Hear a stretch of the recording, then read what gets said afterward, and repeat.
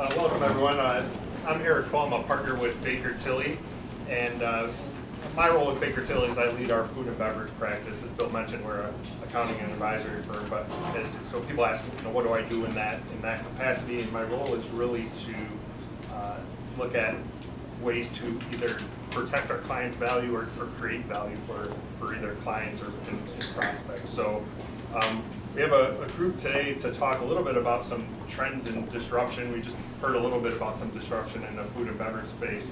And like many industries, it's changing the way food and beverage companies need to think. If you walk down your grocery aisle today in terms of the beer aisle or granola bar or snack food aisle, I mean, you see all the different brands that are out there, and how do you compete in that environment ultimately? So you have the trend of convenient snacking, on-the-go snacking, healthy food. So with all these different trends, we're going to pull this group together, and we have some PE folks here to talk about how that's impacting their portfolio companies and their investments, and also companies that they're looking at. So what I'll do is just go down the line here and just ask each one of them just to give a brief introduction and let them know a little bit about your organization. Thanks, Eric. My name is Robert Brown. I'm with Encore Consumer Capital in San Francisco. The consumer products focused private equity firm has been around for the last 15 years. We've raised about $600 million in capital, invest both in branded companies and also manufacturing and distribution companies that serve the sector.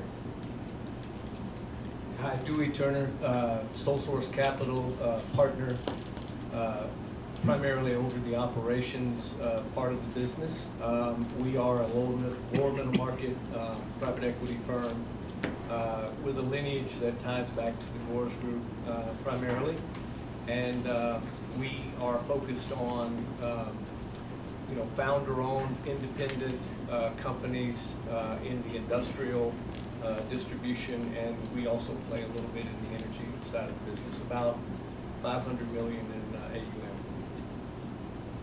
And I'm Wayne Carpenter. I'm with Lake Pacific Partners. We're a lower middle market focused on food and beverage entirely, so up and down that supply chain. So that means we invest not in agricultural land, but any type of ingredient processing company, traditional contract manufacturers, private labels, up through brands, with the exclusion of retail. We generally invest in companies with $200 million and below in revenue. Kevin OVERBY with Keystone Capital, also a lower middle market private equity group based just down the street. Been around for about 25 years, investing across a variety of industries. A little bit different than some other panelists. We're investing our own personal capital. We don't have a dedicated fund, which just generally means that we've got a little bit of a different time horizon and approach to kind of building our businesses, given we've partnered with companies from anywhere from 3 to 17 years in the past. Well, excellent. To start off, historically the food and beverage space has been seen as a stable investment. If you look at the world population, it's 7.8 billion. I think today it's supposed to be about close to 9 billion, 9.8 billion. I think by 2050, the U.S. population is supposed to go from about 330 to 430. So you have this, people need to eat ultimately. And I'd just like to understand, or for each one of you, just to describe a little bit about your history in the food and beverage space, and do you still see it as that stable environment, or are some of these disruptive factors maybe changing that perception or that landscape? I guess I'll start with Wayne. Sure. Our firm's background started in the mid-90s, and my background in the food industry started before that as a consultant. So a lot of the big CPG companies, who I'll probably pick on later, were my clients. So, I worked with folks like PepsiCo and General Mills doing work. And then our firm got started in the 90s, investing and rolling up investments in the natural and organic space. And I think we're the second largest company in that space at the time before we sold to AIM, which then went public with that. And so we've been in the space ever since. We've been investing up and down the supply chain. We say Lake Pacific isn't necessarily a household name, but it's hard to imagine touched our products at some point. There was a point we provided about 20% of the U.S. supply of strawberries that would go into yogurts, ice creams, jellies, jams, smoothies, so it's a chance you had our product then. We were one of the largest suppliers of freeze-dried fruits and vegetables, so every Starbucks has our product in it in their refresher drink. You see it in cereals and a variety of other areas. We were the largest supplier of a product that helped casings that are used to form hot dogs and sausages, so we about a third of the world's supply of that. So we also had an interesting business in the marketing services space that provided digital content. And so if you ever checked your phone to know how many calories were in a food, how many grams of sugar, etc., we had the largest database of over 1 million items that we sold to all the large CPG companies, retailers, and all the folks developing apps, and that was a great investment. So that's kind of been our background up and down the space, is really finding those niche categories. And your question about is it a stable industry? I would say yes, overall it has been stable from an economic standpoint. Through cycles, food has been a pretty stable space. What I would say is probably more so than ever, because of these trends that are going on in this space, and I'm sure we'll talk more about, it's just become that much more dynamic. And that means that there are all these niche opportunities out there in different categories and spaces, which for those of us that are kind of finding these companies with $15 to $200 million in revenue, those are really great spaces to be in. And I'd also just say that I'm sure we'll talk more about some consumer trends that are going on that are really changing our industry, and that's kind of an exciting place to be. And I think that means that the scale advantages that many of the large CPG companies have has kind of been turned on its head. We can discuss that some more as we go along. Robert, what about you? Still see it as a good investment opportunity, or what's attracted your company to them? Sure, I think it's changed a fair amount. Similar to Wayne, I started my career in consulting, serving the same cast of characters, and that business sort of dried up and became overwhelmed by the private equity firms who were looking for insight and due diligence, and that certainly told us something that the earlier stage, smaller, higher growth companies were where the action was. So we started a private equity firm. Can you use the mic closer? Sorry. Yeah, good. I almost prefer to dish it all together and just holler at you guys. But, Speak up, don't be shy. So with that backdrop, have been investing for about 20 years now, and the food industry has always been and will always remain, in my opinion, a great place to invest. The stability is there. You said it. Everybody has to eat.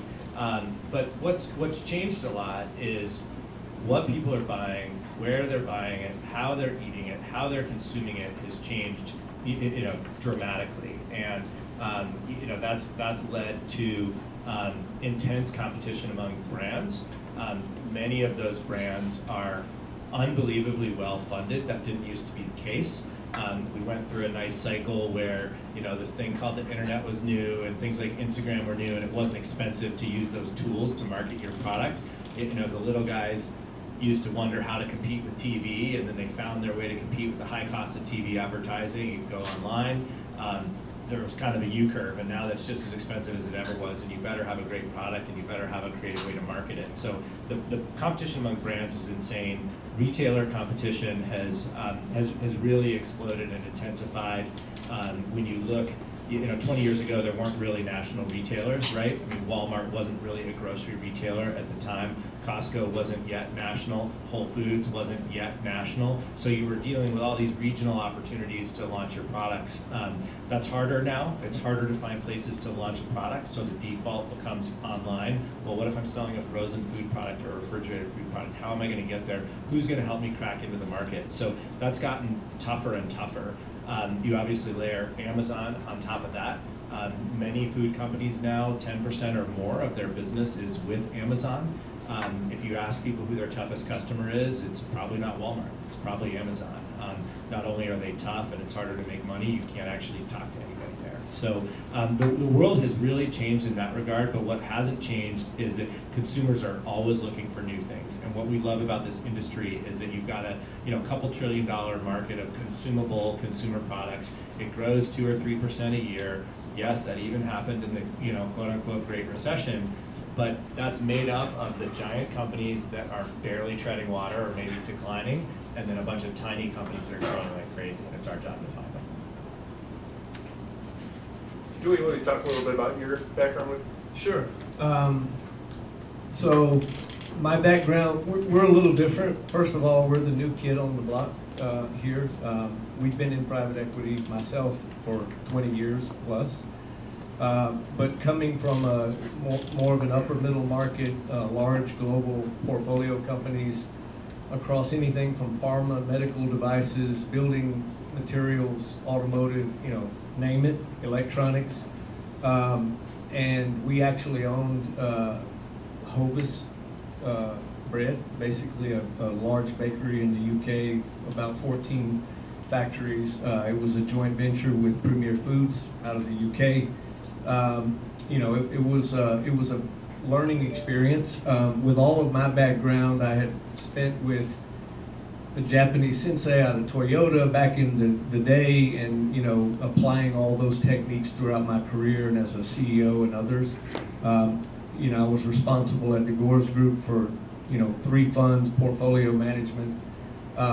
Crossed a lot of paths, and so as we roll into Sole Source, the story of where we are today in the food industry is about 2-3 years ago, we heard about this company called Grubhub.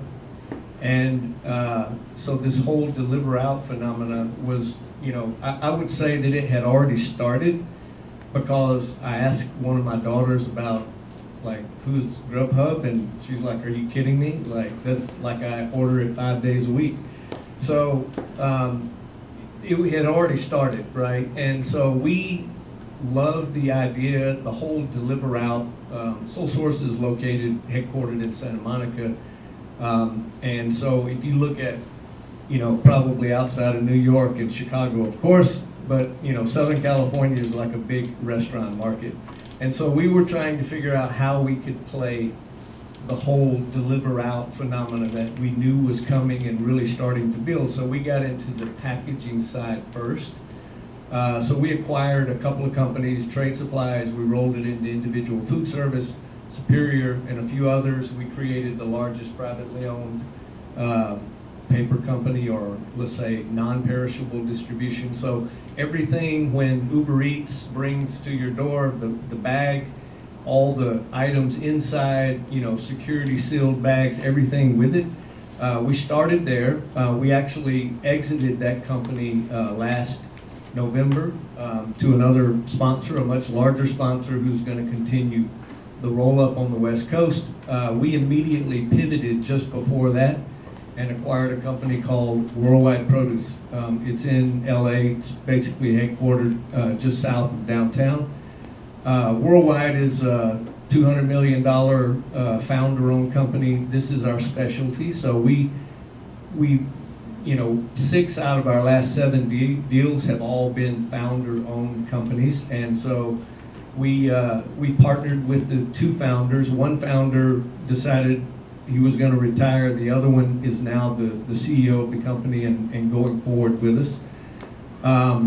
It's a great opportunity because when you think about the West Coast, you think about LA and San Diego and places like this, the real estate value for restaurants is extremely expensive. So they literally have closets in a lot of cases for their inventory. I mean, they have to take delivery of really, right-sized quantities, same day, just enough. I needed some of it in boxes. We manage their inventory in a lot of cases. So our drivers literally will provide that. So it's a really high-touch service. We're not in the game of Cisco, U.S. Foods. I mean, we're far below that radar. And we provide a really high-touch service to these owners. We target, most of our business in this industry is considered what we call street business. So it's restaurants, it's independently owned restaurants. Those are our preference, actually. So let's say an independently owned restaurant that maybe they own 1, maybe they own 8. And so, that's our target. And so we deliver what we call, or we think anyway, is a differentiated service to them. And with labor, costs and everything else, you know, in California, especially in June, you know, it's going to kick in, and so there's more to go to that. They're starting to ask for more processing. So they say, hey, I need all my cucumbers to be pre-sliced, and I need all my bok choy to be diced and quartered and all this kind of stuff, right? So the service level, the request for the service level is really starting to pick up. Kevin, you guys still bullish on the food and beverage space in general? Yeah, I think so. You know, food is probably one of our core investment areas. We've had 4 different platforms in and around the food space historically. The first kind of being back in 2000, we partnered with a bakery business selling mini cupcakes and donuts into the in-store bakery channel. That was a business we'd partnered with for 10 years, and I think what we found in that experience, you know, in addition to the stability that all investors love, was an ability to do acquisitions, and just given the fragmentation in the food space. And I think that's what's probably brought us back in sort of subsequent iterations and experiences in food. We've since, you know, partnered again with that initial team to do another, you know, bakery platform just last year. That's more on sort of the maybe indulgent trend that we might not be talking a little bit as much about here. But we've also partnered with a tofu and veggie burger business where there, you know, are a handful of case studies just about how sort of the, you know, changing consumer preferences, better for you businesses, dealing with well-capitalized competitors seeking really aggressive growth. You know, there's really a lot of you know, relevant tangents from our experience in that business over the last 2 years. But overall, I think just the fragmentation aspect of it is really what's attracted us, because that's where we can sort of get the most value. When we talk about trends, and you mentioned the delivery model type eating, you look at where the different generations are. You have Gen Z, which is, you know, starting to get to the 24, 25-year-old age and getting jobs, right, going to the market. And I think about when I was graduating college, and you know, you're always eating out. You have the millennials, that's the 26 to, you know, early 40s standpoint, maybe starting to build a family. Are you eating in more? You know, then you have the Gen Xers who are 41 to 55, so, you know, more stable in their career. You know, are they maybe they have kids in school, maybe they're eating at home more. But it's interesting how these different generations are ultimately going to drive the future trends of, one, what people are eating, what they think about food, and how they're ultimately eating it. We talk about some of the changing consumer preferences: healthy, clean, convenient snacking, even these bold, exotic type flavors that are out there. Just a more interest watching the food channel and seeing all these different foods being made, and even the distribution channels that we talked about a little bit with Amazon. So I would want to ask the group, in terms of all these trends that you're seeing, they have to have some impact on companies you're either invested in now or when you're looking at investing in companies. And what are you seeing? What are you seeing the disruptions to those businesses, or how you're having to change your mindset ultimately in dealing with these disruptions? So I guess I'll start with Robert on this one. Sure. We invest in the lower end of the market, and for us that means companies with less than $100 million in sales, not getting up to quite the level of where Wayne is. And because of that, most of those companies are younger, right? So if you look at a company that's been formed within the last, say, decade or maybe a little bit more than that, the odds are it's somehow healthier, somehow better for you. Nobody in this room is sitting there saying, you know, I'm going to start the next tobacco company right now. Maybe not this session anyways. I was trying to figure out if the room was going to get more crowded or less after the cannabis session. It looks like we're kind of holding even. But because of that, most of our landscape is better for you. So that's kind of table stakes these days. I also think convenience, which you mentioned, is crucial. So when we think about those two trends, almost everything we look at has a better for you angle, which is a relative term, by the way. You can have a better for you ice cream if you've taken out a lot of the bad stuff, chemicals, preservatives, whatever. Maybe it's all about clean, full fat, you know, those kinds of things. So better for you is a relative term.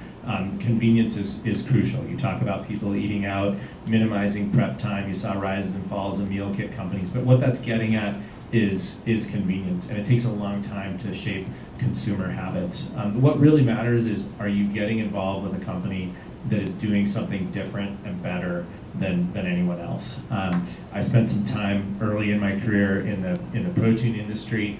I know a lot about beef, chicken, pork, all kinds of interesting opportunities in that sector. We started spending a lot of time in the meat snack sector. It's a really difficult sector, but it's one that's been drowning in private equity capital because Crave was such a successful exit to Hershey. I think it was 7 times revenue, phenomenally successful.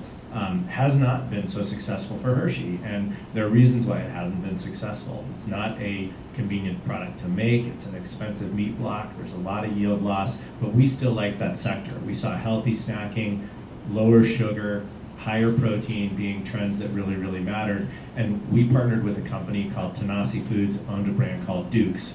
What was interesting to us about Duke's is it wasn't a whole muscle cut of beef or turkey or pork or chicken. It was a sausage. It was a dried sausage, and by definition you have a much more highly automated, much more predictive manufacturing process, better yields. You're using a grind as opposed to a whole muscle, and that made the operational side of the house much more efficient and much more effective and much more profitable.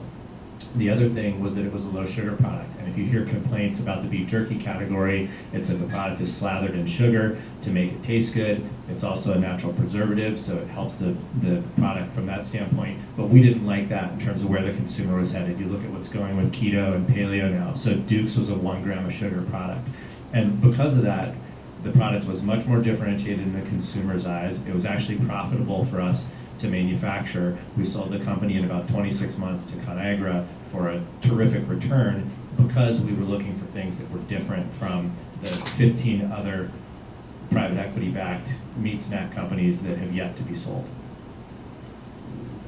Kevin, how has Keystone experienced some of the changing consumer preferences? Yeah, I mean, I think the most relevant example is probably our tofu and veggie burger business. We've been fortunate enough to end up somewhat serendipitously in the kind of plant-based, better-for-you space. I describe it that way because when we partnered with a $10 million revenue family-owned tofu business, the strategy at the outset was, let's build an ethnic foods platform. Let's play on a different trend that we think there's a lot of growth behind. And like all good kind of growth strategies, there are a number of exit ramps along the way. And as the story developed and we ended up getting into veggie burgers, and as sort of the market around plant-based really took off, our go-to-market approach and the way that we thought about the business changed from let's kind of surround tofu with ethnic appetizers, and some could be meat-based and some might not, to let's focus exclusively on a better-for-you meatless strategy.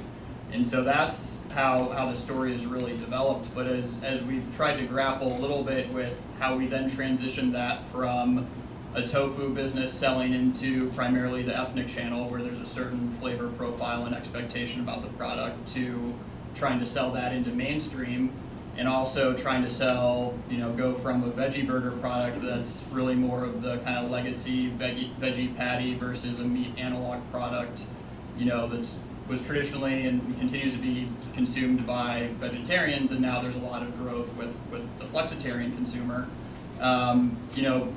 If we want to marry the two up, you kind of have to pick and choose what trend you want to be a part of.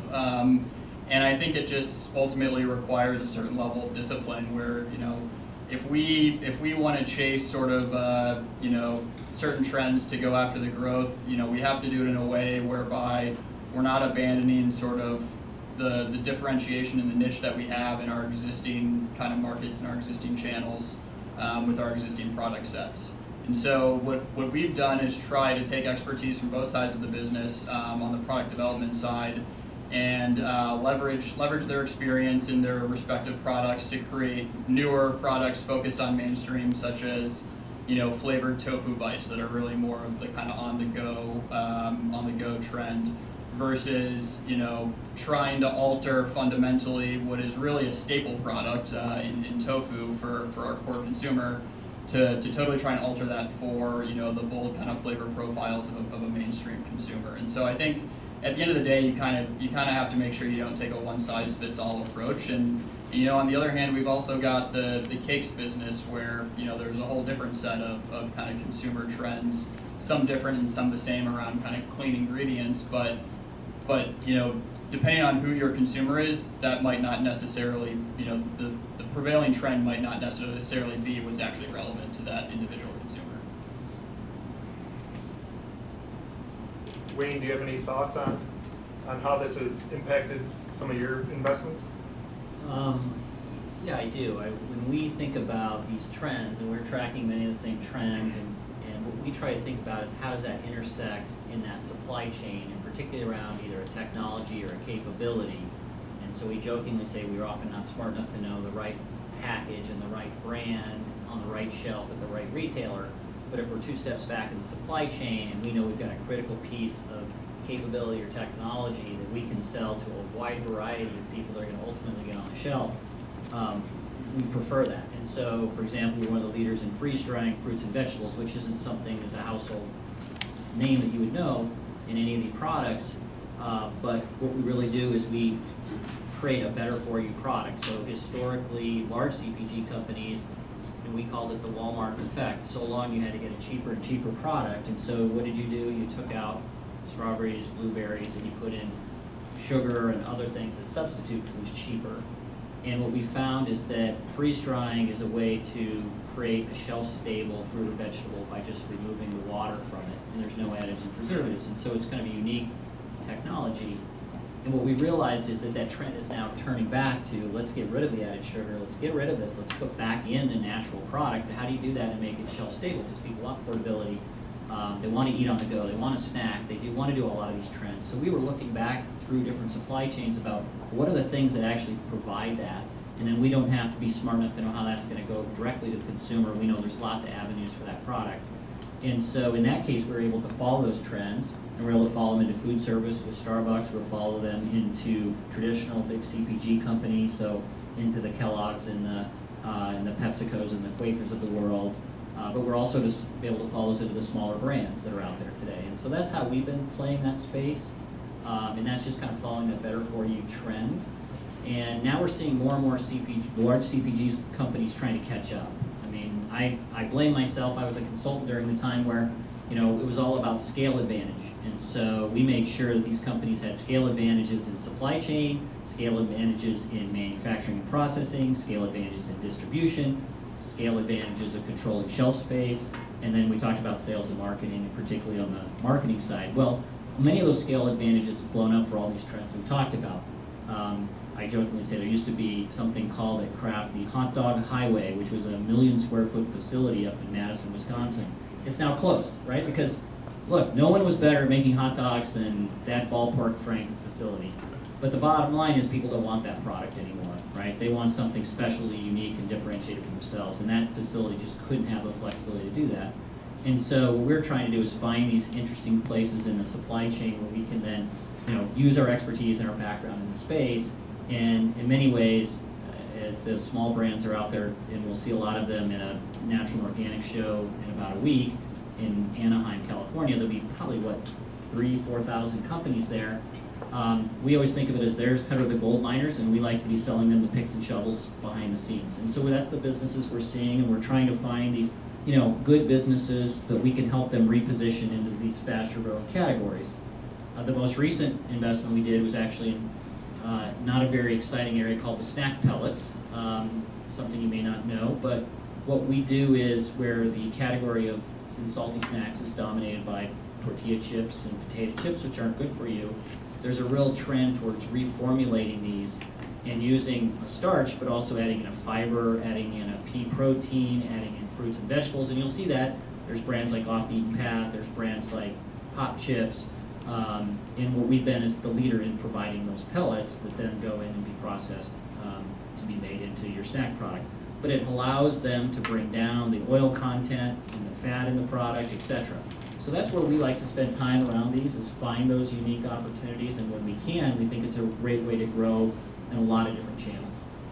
I think it's a fine line to determine what are the soft trends versus hard trends. I was out at the IDFA show a couple of weeks ago, and obviously dairy's come on some hard times over the past few years, seen some bankruptcies, and they had a presenter talking about, hey, there's a changing trend in dairy, and it's really on the consumption of fluid milk.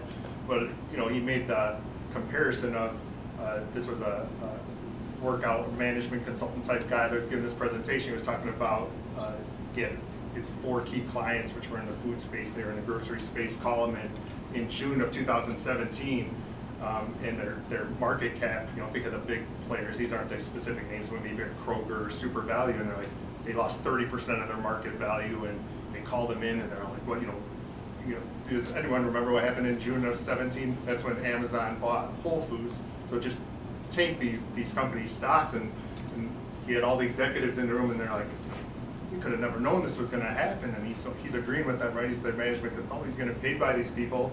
And so he left, and he texted some of his associates, and he's like, can you see, were there any announcements about Amazon getting into the grocery business? And sure enough, within 2 minutes, the guy's sending him back text after text of Amazon announces, starting Amazon Fresh. And so they had been thinking about it for 10 years. So that's obviously what's more of a hard trend versus a soft trend in the industry. And his point to the dairy group was, hey, there's a trend here on you need to find another alternative for your milk, because people are not going to be drinking liquid milk. That trend's going to continue. So as we talk about different product offerings and just the investment cycle, so you have different products out there. How does that impact when you're looking at businesses?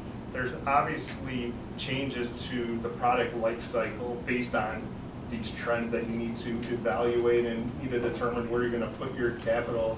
And we're just curious, is that a pressing issue when you're looking at these organizations, even if they do have a good product, how sensitive that product could be to a new trend that's out there ultimately?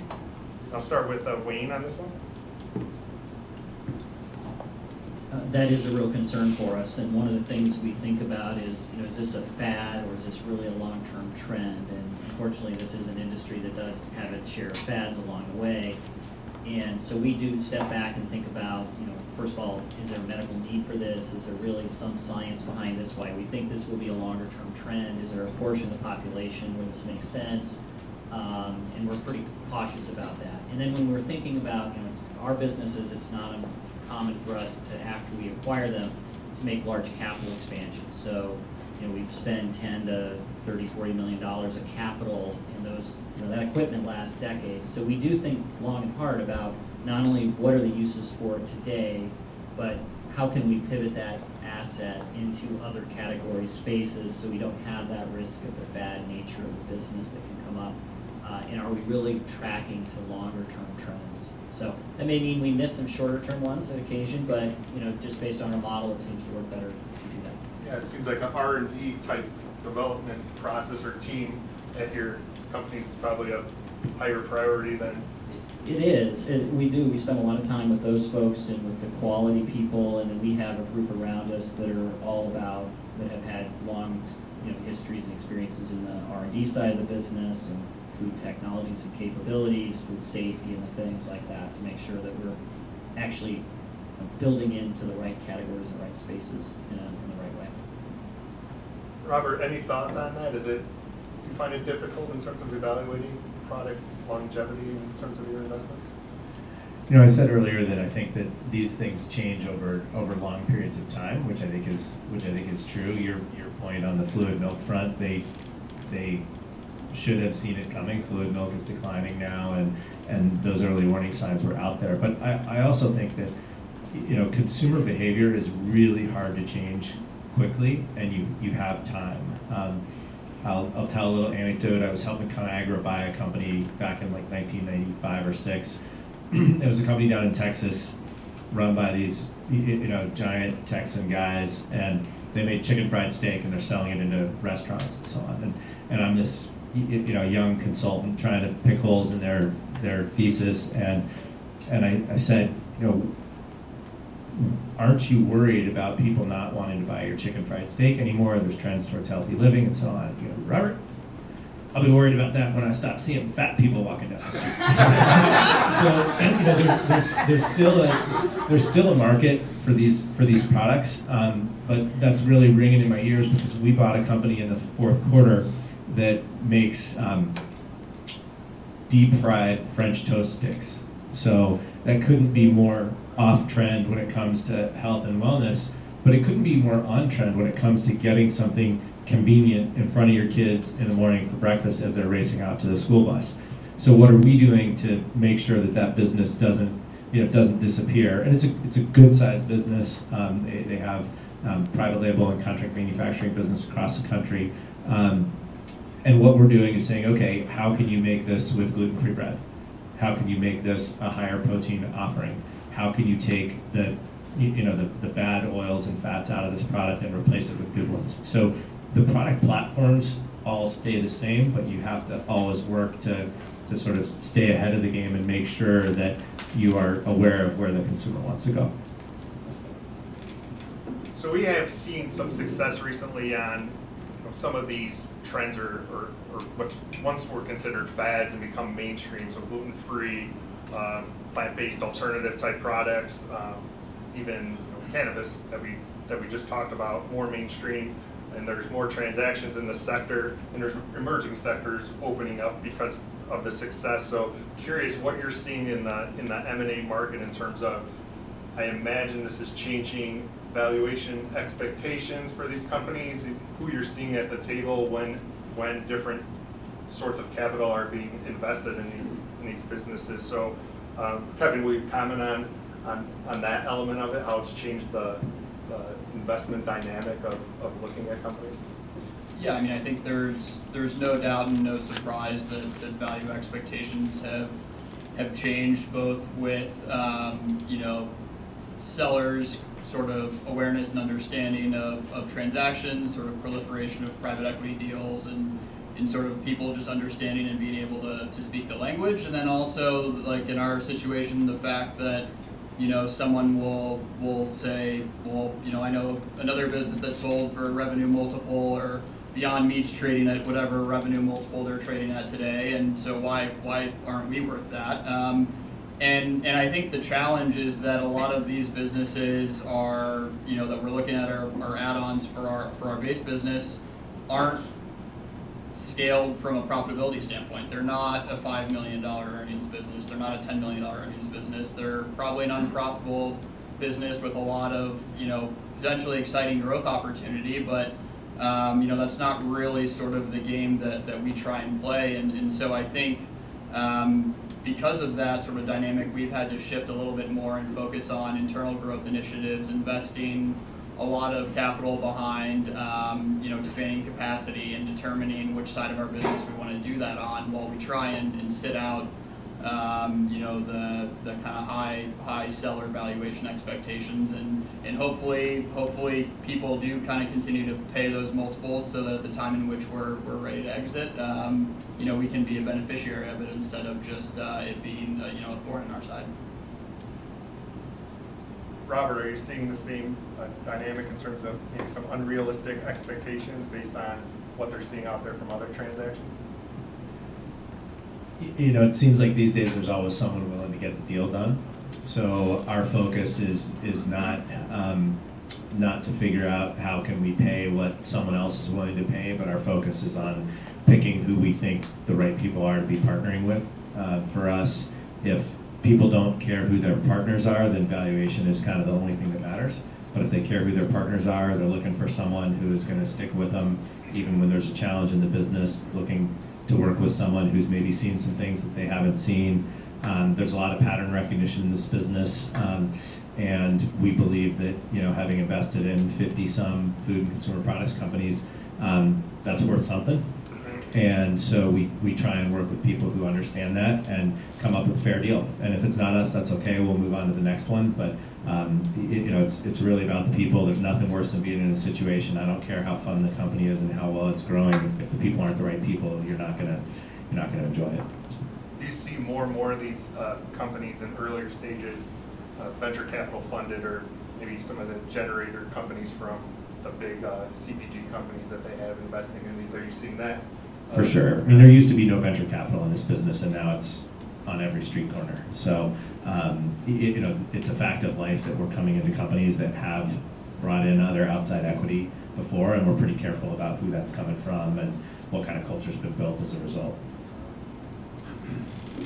So we'll do one last question here for the group, and then we'll open it up to questions. But so we have food and beverage companies that are contemplating a transaction maybe in the next two to 4 years, and there's a lot of different things. Obviously, maximizing growth and earnings would drive value, but are there certain elements that you think companies need to have in order to maximize that value? Besides that, is it innovation in the product offering? Is it digital marketing? We talked a little bit about data and knowing your 2 steps down the supply chain, but having the data to see where your product's going. Sustainability is another one that is important. I was drinking a coffee over the summer, iced coffee, and my 8-year-old daughter looks at me. She's like, "You can't drink that, Dad." And I'm like, "Why?" And she's like, "You're going to kill the whales," and because of the Starbucks straw and that. So this is the consumers, that we have coming down the path. So just curious what your overall thoughts are. What would your advice be for companies that are looking to maximize the company's value? So first, I would say from an investment standpoint, at least our data suggests in the distribution space, so we do not manufacture, we procure and warehouse and deliver. In our space, it matters. We're primarily fresh produce. Fortunately, we're located, at agriculture mecca in the U.S. In L.A., right? So everything's grown just north of us, but it matters the breakdown in the industry. So if you are a distribution company, and we primarily do produce and some dairy, cheeses, we do some specialty chocolates and things like that. It's what some of our restaurants are kind of here, and then you have really high-end stuff. So we do carry and stock that and deliver it. There's a multiple for the acquisition if you're kind of a pure play produce distribution company versus if 20% of your business is protein related. So protein, at least from our data, and there may be some disagreement up here, but from our data and when we made the acquisition, consultants in the industry and everything else, basically protein would tend to bring the multiple down. And I'm sure Robert, right? So he's got some experience there. So we have to be careful. We offer protein and we offer some of the new non-protein products like Impossible Burgers and things, which is, we're starting to see it pick up. It's not like come gangbusters, but it's a new product, to your point, that we are not forced to offer, but basically our customers are saying, hey, we want this and we'd like you guys to carry it. The other thing is that if there's a high processing component to your distribution business, the higher the processing component of your revenue, it also will have a degradation effect on your multiple, on your exit multiple.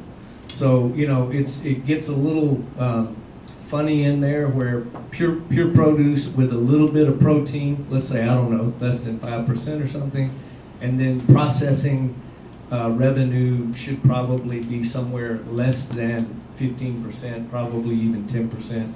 So we're very cognizant of that when we're looking at bolt-ons, and we're actually, have a pretty active pipeline at the moment. And so we're looking for those type things. I would say the other thing from an analytics standpoint, 100% sure, we developed the capability. We actually use an offshore company that really helps us. We just, take their entire ERP system basically and port it up to a data warehouse, and then we've developed all kinds of slicing and cutting and analyzing capability for that particular opportunity. And so what it does basically is it just segments the data, and it gives us like any way you want to slice it and look at it, and by market, customer, SKU, margin, revenue, like everything you can do. The company is actually an India-based company, and they're plugged in as like a true partner for us. And we just feel like it's differentiated because they can do in 2 days, 3 days, what it would take us, weeks to do. The other thing I would say is we've developed people. If you look at the automotive industry back in the day, like, you've all heard the joke about Henry Ford, you can have any car you want as long as it's black, right? Those days are, we all know, long gone, right? People want what they want when they want it. Like, it doesn't matter, like, what it takes to get it there. So complicated supply chains, so as we've come into this industry, we've noticed that, they were using suppliers and vendors, all accredited, not lettuce on a truck and that kind of thing, but all accredited, but there are varying levels of capability and responsiveness in the supply chain. The other thing is, part of our service as well is we have developed an AI tool that will help us, when I mentioned managing their inventory. So we actually are, proactive with our customers, and we are telling them, and in many cases providing reports that say, hey, you need to order this. Because if you think about a typical restaurant, maybe there's a general manager or someone, maybe the chef, in a lot of cases, the chef is actually doing the inventory and ordering for the restaurant. And so they really don't have time to do a good job. So we actually, make recommendations to them, say, hey, you normally order this pattern. We've noticed that you are now, you didn't order this, or you whatever, right? And we'll make suggestions, which, 90% of the time they'll say, oh, thank goodness, because what that would end up being is it'd end up being like a 1 o'clock in the morning order, and I need it, by 8 o'clock in the morning. So, we've developed that intelligence to be able to help our customers manage their own business better. Kevin, what do you think? What would your advice be, or what are you looking for in order for companies to maximize their value? What do you see are the keys? Yeah, I think it's tough to answer the question with too much specificity beyond, I think if you build a great business, the exit's going to take care of itself. I know that's not the answer you wanted any of us to give, but I guess it depends on how you define great business. And I think, in the context of this conversation, it really kind of comes down to, differentiating yourself, making sure that there are actual attractive unit economics. I think there's a lot of motivation to pursue growth and abandon profitability. And at the end of the day, I think if you're in sort of an attractive space where you've demonstrated profitability and importantly demonstrated an ability to introduce new items that have been successful, just given the kind of changing consumer trends, I think that kind of R&D expertise is probably becoming increasingly important if you want to try and have someone believe that you can continue to be sustainable and continue to grow. Robert, any thoughts?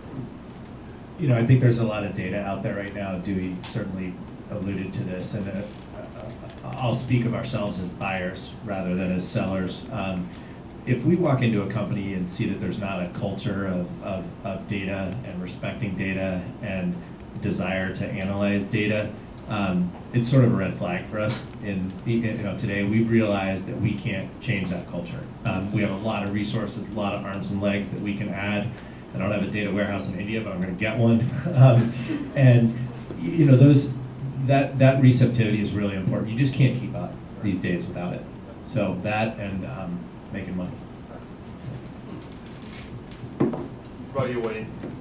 Well, I agree with everyone's comments on this. I'd probably add one more thing, just because we're very involved in the actual making of the food. So we're really cautious, and we consider this sort of the table stakes is just food safety.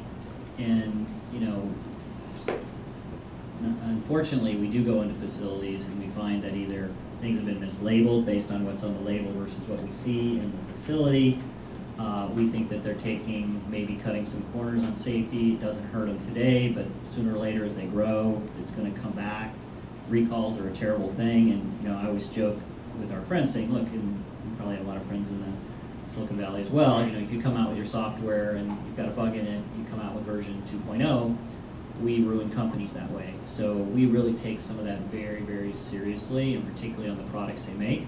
And a lot of times we're dealing with family businesses or entrepreneurs, and we take that to a point where we spend a lot of time with some experts in that space, and if they cross over that and they're doing a really good job, then that's a real sign for us. Much just like, are you tracking data to us, is are you really making a high quality product? Because that goes back to the trust of the owner. We are not going to be there every day. We're going to help them grow, but they got to start with something really solid. And so if they're doing that well, then we know a lot of other things are going well within the organization. So that's generally been our table stakes. Well, with that, I think I'll open it up to any questions the group has. I think we're approaching the time here. All four of you guys are in some form of protein, whether it's plant or meat. What's your projection for dairy, plant, meat, and insect protein, and would you guys invest in each of those categories?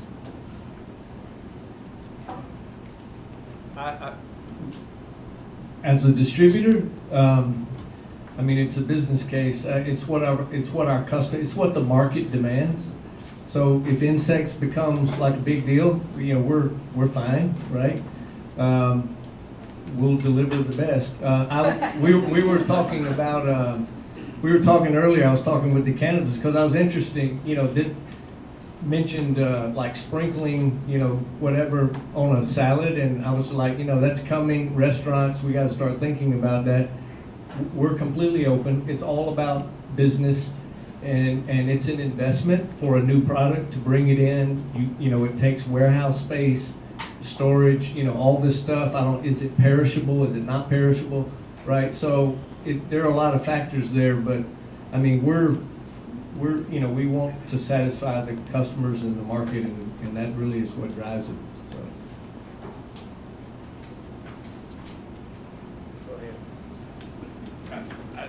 I think dairy's the toughest one right now. There's so much dislocation going on there. I wasn't thinking about it until we were sitting up here, but there's obviously a huge tie-in between the beef industry and the dairy industry, and those things need to be managed down together. I was looking at the data just earlier this week because we're looking at an opportunity, and it is dramatic in terms of the acceleration of the declines in fluid milk. That is a huge scale business, and I don't know how I don't know how you change that. I wouldn't want to be the upstream guys there right now, and particularly the beef industry takes forever to respond to any changes, not because of who they are, but because it takes 2 years to grow an animal, right? So it's just much tougher to deal with changes there and your fixed asset base associated with those things. And I'm not smart enough to know when it comes to crickets and things like that. There's probably good margin. I have seen cricket flour. We're not an investor in that. What we've been doing in those spaces is we look up and down that supply chain and realize that when that trend's happening that's working as part of the industry, it may be bringing prices down for other parts of the industry as an input. And I'll give you an example. When we invested in a company that was making chicken nuggets, the whole strategy there at the time was that the trend at food service was that everybody needed a 4-ounce chicken breast because the grill, you taught somebody to grill it exact amount of time for 4 ounces. But if it's 5 ounces, they don't cook it enough, and then you've got a food safety problem. And that meant that all the processors had a lot of what we call trim, which is chicken breast, but they had to cut off the edges. And we knew we could buy that and make a better chicken nugget because we just thought the prices of those were very low. So in that case, we looked for an opportunity in that supply chain where we could take something we thought was really good value, the consumers at the end would appreciate it, and we were able to turn that into something value added. We've been able to do a little bit of that in yogurts and dairy and freeze drying because those prices have come down. we've been able to freeze dry them, and it actually keeps the beneficial aspects of yogurt, which is the lactobacillus, etc., and we make it shelf stable. So we'll look through the supply chain on that, but we don't want to go in and necessarily be a beef processor or a chicken processor, but we will think about where there might be an interesting place to play if we think it's a longer term trend. Yeah, I mean, not a whole lot to add. I think on the meat side, there are still attractive opportunities, sort of in value-added, meat-based products. On the insect side, professionally, probably wouldn't take it to investment committee, but maybe the flyer personally on the outside, that's fine. Locally raised insects. Yeah, exactly. Potentially. Add it to our token business. All right, well, with that, I think we're out of time here. Thanks, everyone.